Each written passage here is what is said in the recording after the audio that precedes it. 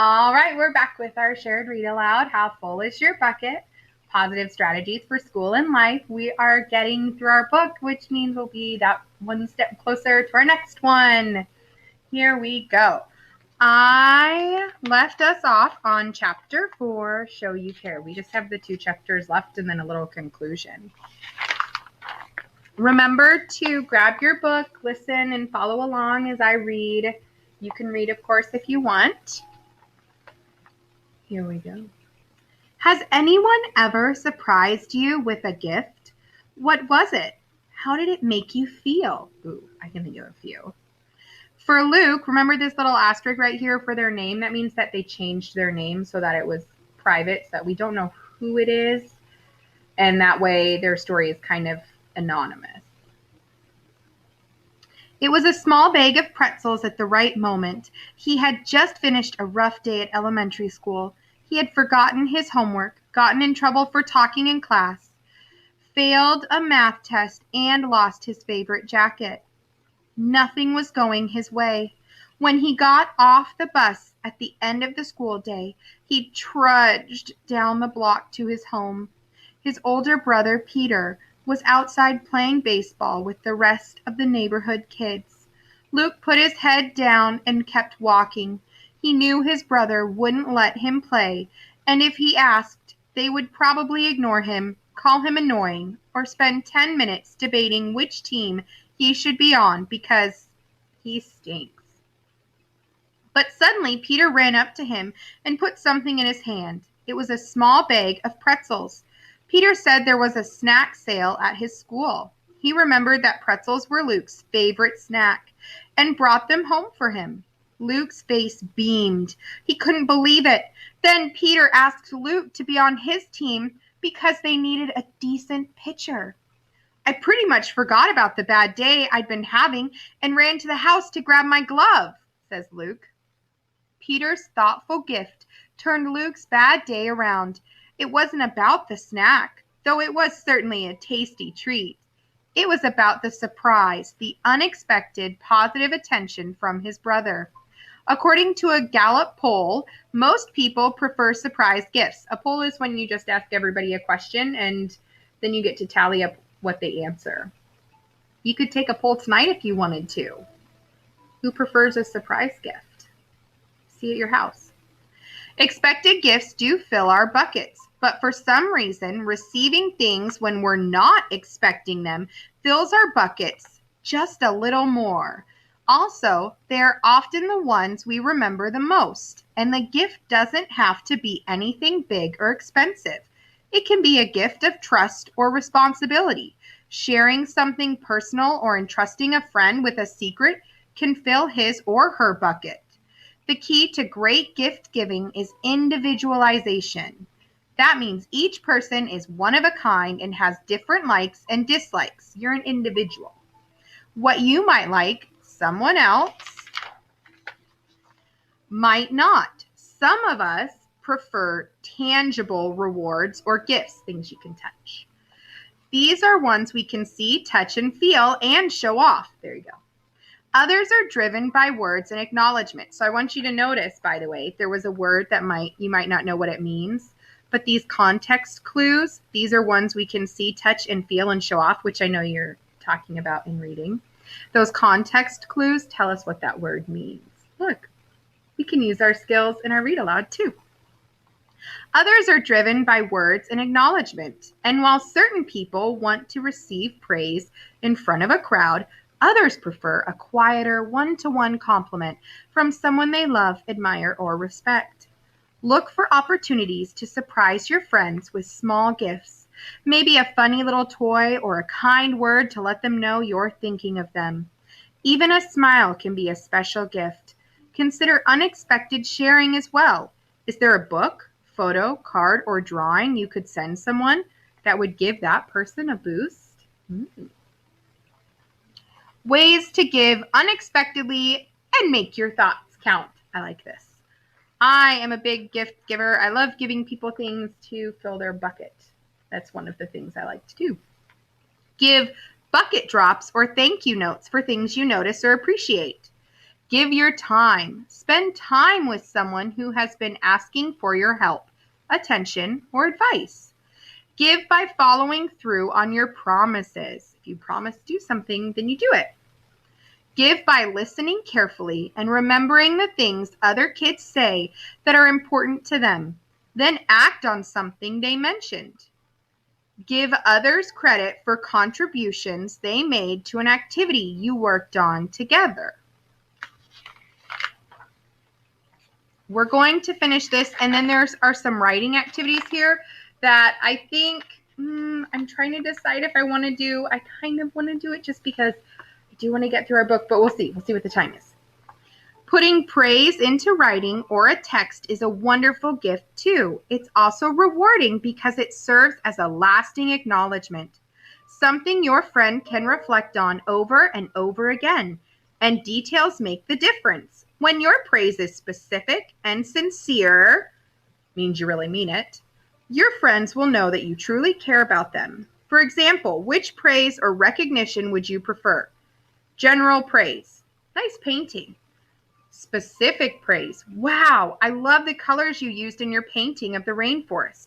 That jaguar looks like it's about to jump off the canvas and eat me. You need to show me how to do that. Ooh, I'd much rather have that one. So much more. Totally. General praise. Good goal. Specific praise. Your kick at the game yesterday was amazing. It flew over everyone's heads and right into the corner of the net. I hope I never have to goaltend against you. Definitely. General recognition. Here's your book back. Specific recognition. Thank you so much for sharing your book with me. I was so worried that I was going to mess up the assignment. You saved the day. Ooh, I would definitely rather have somebody tell me that I saved the day. General recognition. Thanks. Specific recognition. I'm so glad I have a friend like you to talk to. Thank you so much for listening. Your advice about being patient and practicing more really helped me solve my problem. Definitely. Now, I want you to use those, and I think we're going to do this because we just know about it. They said it right now, so it's really good.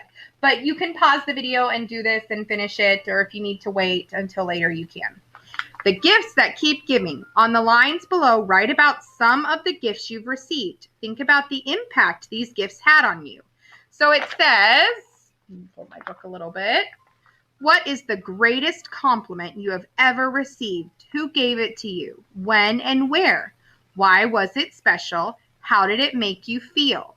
So I want you to pause the video and write down the greatest compliment someone ever gave you.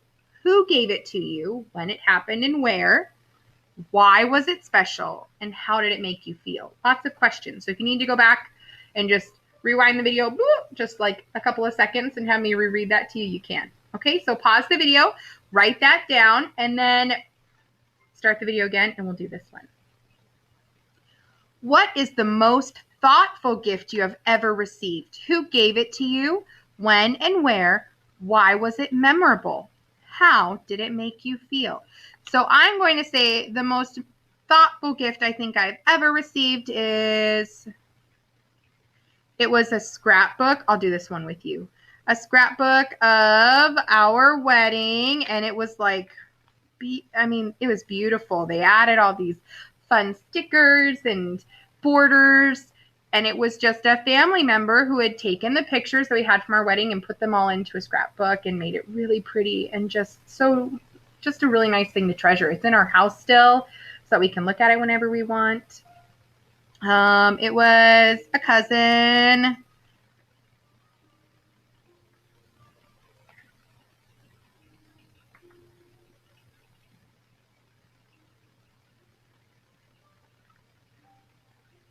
It was after our wedding, and I think it was our maybe 1 month wedding anniversary, 1 month of being married, and that's when they gave it to us. Why was it memorable? Well, it was memorable because it was about our wedding.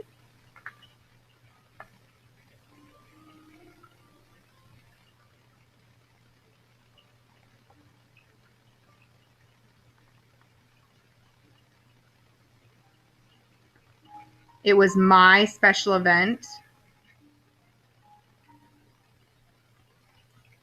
Let's see. How did it make me feel? And it made me feel,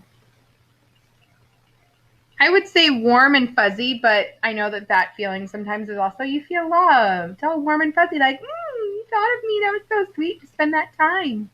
Pause the video if you need to finish writing.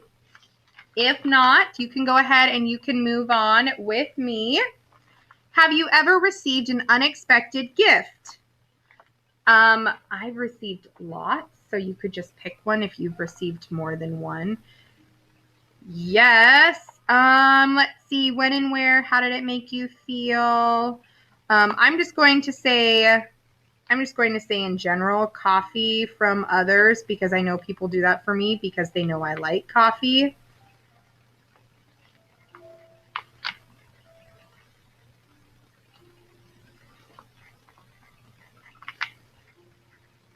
It makes me feel thought of, like I was on someone's mind, like I'm worthy of their time and thinking about me and like, oh, let's do something special for you. So you can pause the video and you can keep working on yours if you want, but we're going to write now some drops. And this is what I really wanted to get to today. Write a drop to someone. Drops are handwritten personal messages written on a drop-shaped note cards. They're a simple way to share kind words with others, give unexpectedly, and fill someone's bucket. Here is a challenge. Set a goal to write at least 3 bucket drops every month. You could do that in a whole month, maybe 1 a week. Once you're done writing a drop, you can quietly slip the note to the recipient in person, send it, or read it out loud.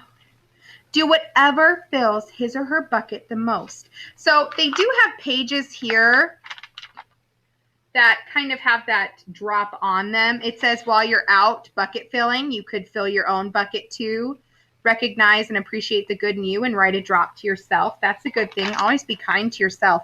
So you could write it on these pages, but what you could do is you could color a drop in your notebook, in one of your notebooks, and then you could cut it out with your scissors, because you all got scissors, you all got coloring things, and you could write it on a note. And how much happier would it be at home with your family if you were giving them little sneaky notes? Maybe you could leave them like under someone's pillow or by their toothbrush, or sneak it under their door, or maybe you could put it on the fridge so when they notice, ooh, or in the fridge, maybe by a cheese stick snack that they're going to get or something like that. You could be really sneaky. You could be like a secret agent bucket filler. Just I like this plan. I think I'm going to do this tonight. I think I'm going to sneak a little drop underneath my husband's pillow and see if he notices when he gets home. So have fun being a sneaky bucket filler, and have fun making those little raindrop art pages and sneaking them around to people, and just see how it kind of makes everybody feel a little bit better. And don't forget to write one to yourself. Maybe put it up next to where you're working. Just remind yourself how awesome you are. All right, guys, we're almost done. I'm enjoying this. I like this chapter a lot. I'm going to go make some sneaky bucket filler drops. Have fun.